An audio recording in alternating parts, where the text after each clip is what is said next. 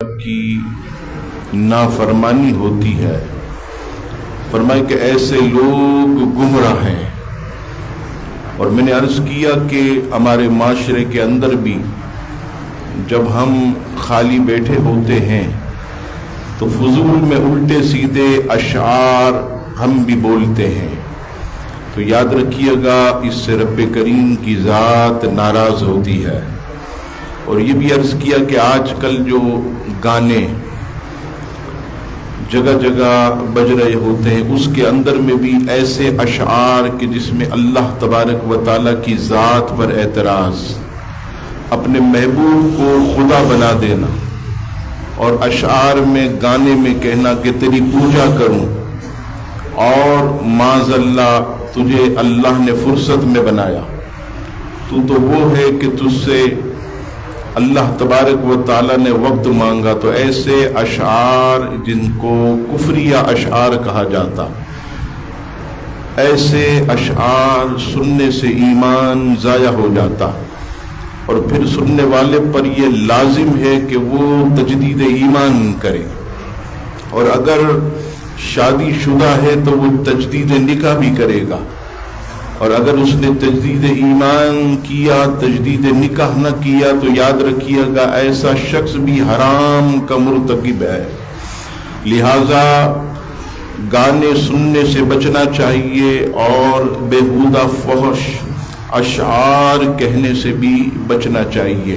تو اللہ کے فضل سے سورہ شعراء اس کا تتمہ ہوا۔ آج ہم سورۃ النمل سے اپنے درس کا آغاز کرتے ہیں۔ امام مدارک فرماتے تفسیر مدارک میں کہ سورہ نمل یہ مکۃ المکرمہ میں نازل ہوئی، اور اس میں 7 رکوع، 93 آیتیں، 1317 کلمے اور 4799 حروف ہیں۔ نام سے اندازہ ہوتا ہے، نمل کہتے ہیں عربی میں چیونٹی کو۔ اس صورت کے اندر اللہ تبارک و تعالی نے حضرت موسیٰ علیہ السلام کی دور کی چیونٹی کا ذکر کیا کہ جب حضرت موسیٰ علیہ السلام حضرت سلیمان علیہ السلام کا لشکر آپ کے ساتھ آپ کے چاہنے والے ماننے والے جب جا رہے تھے تو ایک چیونٹی نے دیگر چیونٹیوں کو صدا لگائی کہ اے چیونٹیوں اپنے اپنے بلوں میں چلے جاؤ، کہیں ایسا نہ ہو کہ سلیمان اور اس کا لشکر کہیں تمہیں کچل نہ دے، بے خیالی میں تمہیں کچل نہ دے۔ تو اس چیونٹی کا بھی اس میں ذکر آیا۔ حضرت سلیمان علیہ السلام کی حکومت آپ جانتے ہیں کہ وہ چرند اور پرند پر بھی تھی۔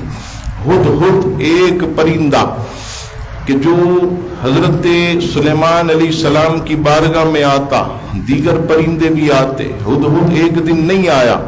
حضرت سلیمان علیہ السلام نے فرمایا کہ اگر ہدہد نے نہ آنے کی کوئی معقول وجہ نہ بتائی اس کو سزا دی جائے گی۔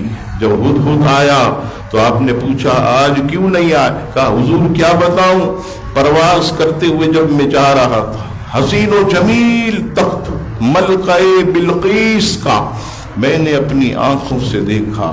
تو اس ملکہ بلقیس کے تخت کا بھی اس میں ذکر ہے، اس کے ایمان لانے کا بھی ذکر ہے، اس کے تخت کی لمبائی چوڑائی اس سب کا اس سورہ مبارکہ میں ذکر ہے۔ حضرت موسیٰ علیہ السلام اور آپ کی قوم کا بھی اس سورہ مبارک میں ذکر ہے۔ حضرت صالح علیہ السلام کی قوم کا ان کا بھی اس میں ذکر ہے۔ حضرت لوط علیہ السلام اور ان کی قوم کا بھی اس میں ذکر ہے۔ اب اس مبارک سورت کو عزیزان گرامی اس کا آغاز کرتے ہیں۔ بسم اللہ الرحمن الرحیم، اللہ کے نام سے شروع جو نہایت مہربان رحمت والا ہے۔ توسین تلک آیات القرآن و کتاب مبین۔ ترجمہ، یہ قرآن اور روشن کتاب کی آیتیں ہیں۔ یعنی رب کریم نے اس قرآن مجید فرقان حمید کو ایسی روشنی قرار دیا کہ جو ظلمت کے اندھیروں میں بھٹک رہے، فرمایا یہ وہ کلام ہے جسے ہم نے روشن بنایا، اس کی آیت روشن، جو گمراہ، جو کافر اگر وہ چاہے تو اس کلام پاک سے ہدایت کا نور حاصل کرے، ہدایت کی روشنی حاصل کرے۔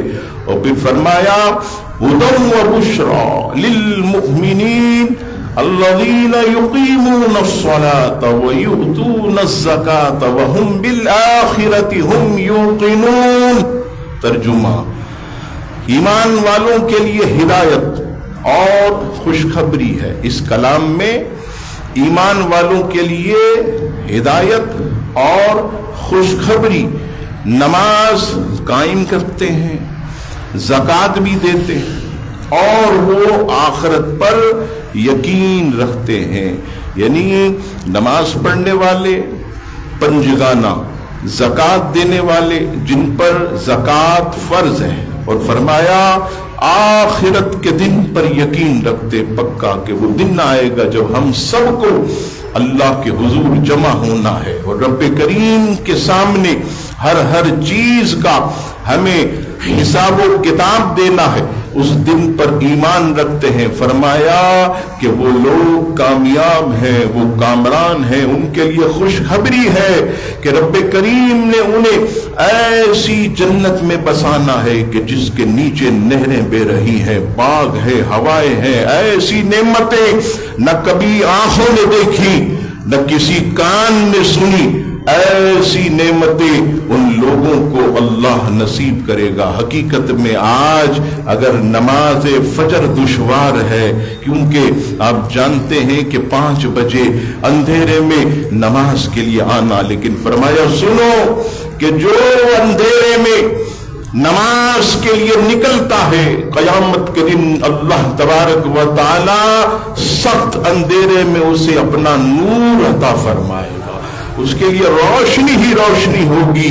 اور فرمایا کہ دیکھو اگر تمہیں پتہ چل جائے کہ فجر اور عشاء کا کیا ثواب ہے تو فرمایا کہ تم سرین کے بل گھسیٹتے ہوئے مسجد کی طرف آ جاؤ، یعنی نہ فجر چھوڑو نہ عشاء چھوڑو۔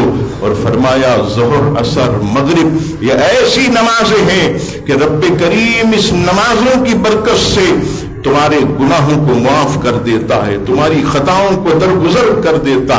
آج اگرچہ مشکل ہے لیکن فرمایا کہ ایسے لوگوں کے لیے خوشخبری ہے، مال نکالنا اگرچہ زکوٰۃ ہو، پیسہ ہی نکلتا ہے، آدمی کا دل کھینچتا ہے، تکلیف ہوتی ہے، اندر سے نفس یہ کہتا ہے کہ تیرے بیلنس میں سے اتنے لاکھ کم ہو جائیں گے، لیکن وہ مومن مسلمان اللہ کی محبت میں زکوٰۃ دیتا ہے، پوری حساب سے دیتا۔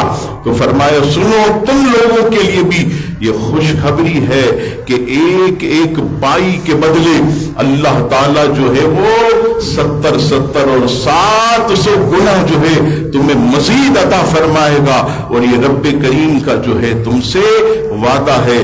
عزیزان گرامی، اگلی آیات حضرت موسیٰ علیہ السلام کے حوالے سے ایک طویل آیات کا سلسلہ، تو میں وقت کی نزاکت کو ملحوظ رکھ کر آپ کے سامنے ترجمہ اس کا عرض کرتا ہوں۔ ارشاد باری تعالیٰ ہوا، رب کریم اپنے حبیب سے فرماتا ہے محبوب یاد کرو جب موسیٰ نے اپنی گھر والی سے کہا، کیا کہا میں نے ایک آگ دیکھی ہے تو میں جانا چاہتا ہوں، ان قریب تمہارے پاس اس کی کوئی خبر لاتا ہوں، یعنی میں نے جو آگ دیکھی ہے تو میں جانا چاہتا ہوں اور جا کر تمہارے واسطے کوئی خبر لاتا ہوں یا کوئی چمکتی ہوئی چنگاری لاؤں گا تاکہ تم گرمی حاصل کرو۔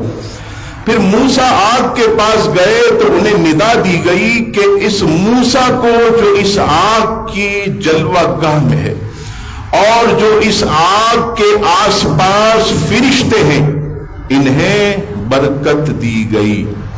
اور اللہ پاک ہے جو سارے جہانوں کا رب ہے۔ اے موسیٰ، بات یہ ہے کہ میں ہی اللہ ہوں جو عزت والا، حکمت والا ہے، اور اپنا عصا زمین پر ڈال دو۔ تو جب آپ نے اسے لہراتے ہوئے دیکھا کہ گویا سانپ ہے تو پیٹھ پھیر کر چلے اور مڑ کر نہ دیکھا۔ ہم نے موسیٰ سے کہا، اے موسیٰ ڈرو مت، بے شک میری بارگاہ میں رسول نہیں ڈرتے، لیکن جس شخص نے کوئی زیادتی کی پھر برائی کے بعد اپنے عمل کو نیکی سے بدل دیا تو بے شک میں بخشنے والا مہربان ہوں۔ اور اپنا ہاتھ اپنے گریبان میں ڈالو تو وہ بغیر کسی عیب کے سفید چمکتا ہوا نکلے گا۔ یہ بھی فرعون اور اس کی قوم کی طرف سے 9 نشانیوں میں سے ہے، بے شک وہ فرعونی نافرمان تھے۔ یہ عزیزان گرامی سورہ نمل کی آیت نمبر 12 تک کا ترجمہ آپ کی خدمت میں نے پیش کیا۔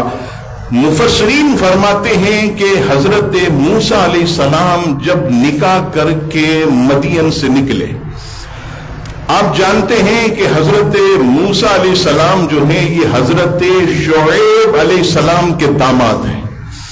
حضرت موسیٰ علیہ السلام کی جو شادی ہے، نکاح ہے، وہ اللہ کے نبی خطیب الانبیاء حضرت شعیب علیہ السلام کی بیٹی سے ہوا۔ کہاں ہوا؟ مدین میں۔ مدین میں نکاح ہوا، پھر آپ کو حکم ہوا موسیٰ اب تم جو ہے وہ مصر جاؤ، فرعون اور اس کے ماننے والوں کو ہدایت کی طرف لاؤ۔ حضرت موسیٰ علیہ السلام اپنی گھر والی کو لے کر، جیسا رب نے فرمایا کہ اپنی گھر والی کو لے کر نکلے۔ اب اس وقت راستے میں شدید برف باری اور رات اندھیری، آپ جانتے ہیں کہ کیسا وقت ہوگا، نہ کوئی لائٹ ہے، نہ کوئی سیور ہے، نہ کوئی راستے میں سرچ لائٹ ہے، کچھ بھی نہیں، اندھیرا گھپ اور سخت سردی اور ایک قسم کی جو ہے وہ برف باری، اتنی ٹھنڈک۔ حضرت موسیٰ علیہ السلام نے ایک چمکتی ہوئی چیز دیکھی جیسا کہ رب نے فرمایا، تو اپنی بیوی سے کہا تم یہاں ٹھہرو، میں دیکھتا ہوں آگے جا کر ہو سکتا ہے کہ کوئی آگ روشن ہو، اور اس روشنی میں سے یعنی آگ میں سے کچھ چیز میں لے آؤں تاکہ تمہارے لیے جو ہے وہ گرمی کا سامان۔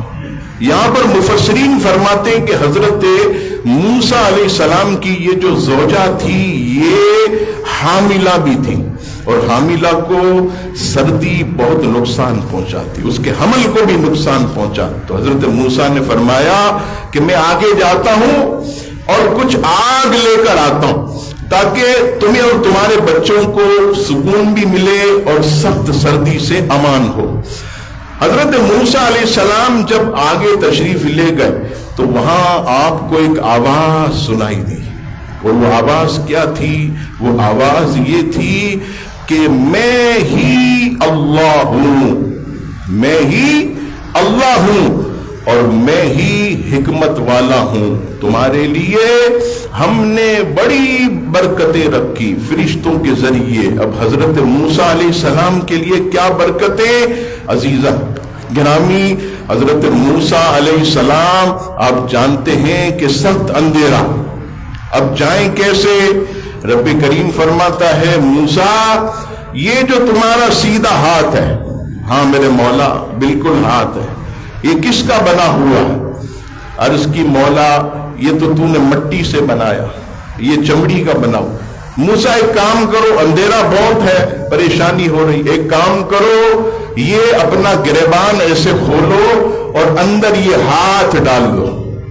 حضرت موسیٰ علیہ السلام نے اپنا ہاتھ ایسے اللہ کے حکم سے اندر ڈالا، اللہ اکبر، جب باہر نکالا تو وہ سورج کی روشنی کی طرح چمک رہا تھا، جسے مفسرین کہتے ہیں ید بیضاء، چمکدار ہاتھ، چمکنے والا۔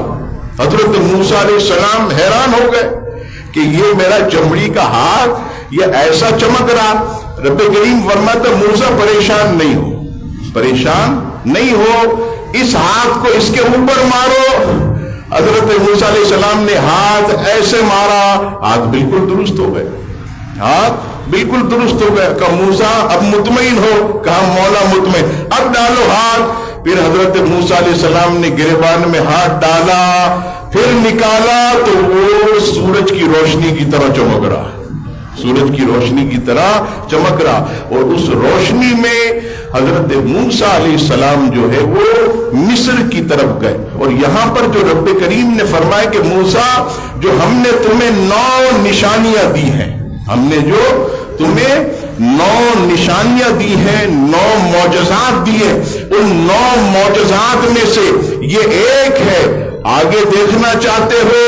چلو آگے تمہیں ایک اور معجزہ دکھاتے ہیں. وہ کیا ہے؟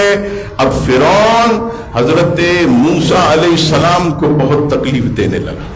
اتنی تکلیفیں, دھمکیاں جان سے مارنے کی اپنے کارندوں کے ذریعے. ایک دن حضرت موسیٰ علیہ السلام فرعون کے محل میں گئے. حضرت موسیٰ علیہ السلام کے ہاتھ میں ایک عصا ہوتا تھا, ہاتھ میں ایک عصا ہوتا تھا. رب کریم نے فرمایا موسیٰ گھبرا مت, یہ ہم نے تم کو جو عصا دیا ہے یہ لکڑی کا, ایک کام کر, یہ فرعون تجھے بہت تنگ کرتا, یہ اٹھا اور زور سے عصا اس کی طرف پھینک. حضرت موسیٰ علیہ السلام نے اپنا عصا اٹھایا اور ایسے جب پھینکا, حیران ہو گئے, اتنا بڑا اژدہا بن گیا, اتنا بڑا اژدہا. اور تفسیر مدارک, تفسیر خازن, تفسیر جلالین میں نے پڑھا کہ وہ اژدہا کتنا بڑا, آپ اندازہ لگائیے, ایک جبڑے سے دوسرے جبڑے تک کا فاصلہ 120 فٹ, 120 فٹ کا فاصلہ ایک جبڑے سے, یعنی اتنا بڑا اژدہا. اب جب اتنا بڑا اژدہا, یہ اتنا بڑا جب آیا تو اس کا ایک کنارہ جو ہے یہ فرعون کے گھر کی زمین پر اور دوسرا اس کے محل کے اندر. اب فرعون تو ایسے بھاگتا اور بھاگ کر جا کر وہ اندر چھپ گیا. اب حضرت موسیٰ علیہ السلام جو ہے اس عصا کو دیکھتے ہیں. آپ جانتے بتقاضۂ بشریت اللہ کا نبی تو اللہ کے سوا کسی سے نہیں ڈرتا, لیکن آپ جانتے بتقاضۂ بشریت ہمارے بھی سامنے اگر کوئی ایسی چیز آ جائے تو تھوڑی دیر کے لیے کچھ ہمیں گھبراہٹ ہوتی. بتقاضۂ بشریت حضرت موسیٰ علیہ السلام جو ہے تھوڑا سا گھبرانے لگے. رب کریم فرماتا موسیٰ گھبرا مت, آگے بڑھ, اور اس کے جبڑوں کے اندر اپنا مبارک ہاتھ ڈال. حضرت موسیٰ نے ایسے اس اژدہے کے جبڑے کے اندر ایسے ہاتھ ڈالا تو پھر دوبارہ وہی پہلے کی طرح لکڑی کا عصا بن گیا. پھر جو ہے ایسے آپ کے ہاتھ میں جو ہے آپ چلنے لگے. موسیٰ اسے چلو, اسے اپنی بکریوں کو چراؤ, اس سے جو ہے اپنے درخت کے پتے جھاڑنے ہو تو جھاڑو, اور جب مقابلے کا وقت آئے تو اسے میدان میں پھینک دو, یہ اژدہا بن کر ساری فوج کا ملیا میٹ کر دے گا. یہ دوسری نشانی تھی. ایک تو وہ نشانی ید بیدا کہ تم اپنا ہاتھ جو ہے اپنے گریبان کے اندر ڈالو, ہم اسے سورج کی طرح چمکتا ہوا بنا دیں. اور تم کو جو ہم نے عصا دیا اس عصا کو سامنے پھینک دینا دشمنوں کے سامنے, ہم اسے خطرناک جو ہے وہ اژدہا بنا دیں گے. اور تیسری چیز حضرت موسیٰ علیہ السلام کو رب کریم نے یہ دی کہ اے موسیٰ اگر تم کسی بڑے سے بڑے دریا کے پاس جاؤ اور اپنا عصا اس دریا یا اس سمندر کے اوپر جب مارو گے تو اے موسیٰ ہم تمہارے اور تمہارے ساتھیوں کے لیے اسے راستہ بنا دیں گے. اچھا, یہ تیسری ایک نشانی حضرت موسیٰ علیہ السلام کو رب کریم نے عطا کی. چوتھی نشانی یہ تھی, اور یہ سب نشانی امام خازن نے تفسیر خازن میں تفصیل سے بیان کی, اگر کوئی پڑھنا چاہے تو وہ پڑھ سکتا. حضرت موسیٰ علیہ السلام کو بولنے میں دقت ہوتی تھی, بولنے میں دقت ہوتی تھی. وہ آپ کو یاد ہوگا میں نے ایک واقعہ بیان کیا کہ حضرت موسیٰ علیہ السلام نے آگ کو ایسے اٹھا کر منہ میں رکھ لیا, اس میں بڑی حکمتی طویل واقعہ ہے، اب اس کو ہم یہاں پر ذکر نہیں کر سکتے۔ تو اس کے بعد حضرت موسیٰ علیہ السلام کی زبان میں لکنت آ گئی، تو رب کریم فرماتا ہے موسیٰ ہم نے تمہیں چوتھی نشانی یہ دی کہ تم جب بولتے تھے تو لکنت آتی تھی، اب تمہاری زبان کو ایسے صاف کر دیں گے کہ کسی سے بھی بیان کرو گے تو ہم اس کے دل میں اتار دیں گے۔ یہ چوتھی نشانی۔ پانچویں نشانی، اے موسیٰ یہ جتنے نافرمان ہیں اگر یہ باز نہیں آتے تو ہم تمہاری دعا کی برکت سے سب پر طوفان کو نازل کر دیں۔ یہ پانچویں۔ چھٹی نشانی، ٹڈیوں کا عذاب، برتنوں میں ٹڈیاں، گھر کی الماری کھولے ٹڈیاں، سالن پکائیں اس میں ٹڈیاں، اس میں گھن، اس میں مینڈک۔ اور نویں نشانی خون، یعنی فرعونی جب حضرت موسیٰ علیہ السلام کی انہوں نے نافرمانی کی، آپ جانتے ہیں کہ یکایک بڑا عذاب نہیں آتا، یکایک بڑا عذاب نہیں آتا، پہلے نشانیاں دی جاتی ہیں، دیکھو سدھر جاؤ، ابھی بھی انسان کے بچے بن جاؤ، ابھی بھی نافرمانی چھوڑ دو۔ یہ نشانی آئی، برتنوں میں ٹڈیاں، گھن، مینڈک، جدھر ہاتھ ڈالتے مینڈک، سالن پکاتے خون، ہنڈیا کے اندر خون، اپنے برتنوں میں خون، مٹکے کو اگر پانی کے لیے استعمال کرتے مٹکے میں ہاتھ ڈالتے خون۔ کیا ہے موسیٰ یہ کیا ہے؟ کہا یہ اللہ کے عذاب کی وارننگ ہے، اور اگر اب بھی تم نہ سدھرے تو رب کریم تمہارا ملیا میٹ کر دے گا۔ یہ سارا جو ہے 9 کی 9 نشانیاں حضرت موسیٰ علیہ السلام کو رب کریم نے دی تاکہ فرعونی اس سے اللہ تبارک و تعالی کی خوف سے ڈرے اور اللہ کی نافرمانی چھوڑ دے۔ فرعون کو خدا مانتے تھے وہ چھوڑ دیں اور ایک اللہ وحدہ لا شریک کی عزیزان گرامی عبادت کریں۔ وقت ہمارا پورا ہو گیا، مزید جو ہے انشاءاللہ تعالی آپ کی خدمت میں آئندہ عرض کروں گا۔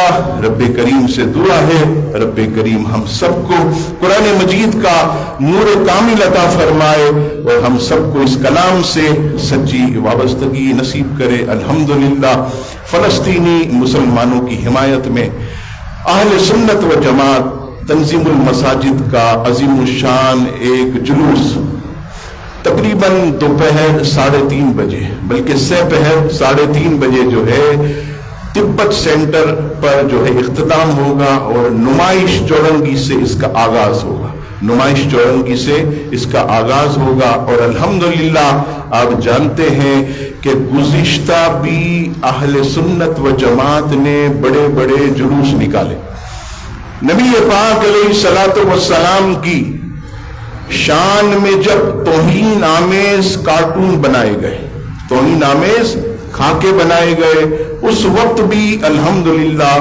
اہل سنت و جماعت نے بہت زبردست قسم کا جو ہے وہ جلوس نکالا۔